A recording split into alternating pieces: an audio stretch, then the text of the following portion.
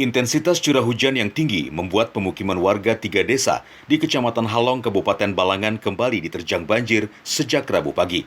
Banjir yang dialami warga Desa Karya, Desa Puyun, Desa Liu hampir setiap tahun terjadi. Ketinggian air pun bervariasi dari semata kaki untuk posisi di jalan raya hingga pinggang orang dewasa di halaman rumah.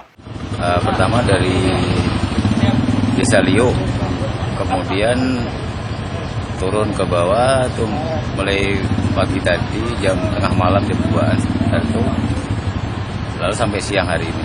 Terus saat ini kondisinya sudah mulai menurun. Tadi siang kan agak naik, kemudian hari ini sudah menurun di beberapa desa yang kena banjir. Kalau untuk ini belum ada keluhan dari warga karena banjirnya ini mungkin tidak sebesar yang telah lalu, mungkin agak sedikit berkurang. Pemerintah Kabupaten Balangan langsung melakukan aksi tanggap bencana di lokasi. Sebanyak 222 jiwa dan 41 kepala keluarga dari 3 desa langsung disalurkan logistik makanan dan dapur umum. Selain Kecamatan Halong, banjir juga menerjang Kecamatan Juai, 2 desa yakni Lalayau dan Mihu yang dihuni 1.500 jiwa dengan 267 rumah kini terendam. Namun warga memilih bertahan dan menganggap sudah biasa banjir seperti ini melanda mereka. 3 hari ada. 3 hari sudah. Yang besar hari ini aja. Hari ini naik benar ya, lah. Naik benar hari ini.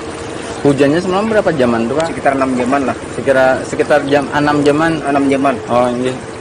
Ini kira-kira yang kayak ini karena hujan kah Pak atau sungai yang meluap Pak? Hujan, sungai meluap juga keduanya.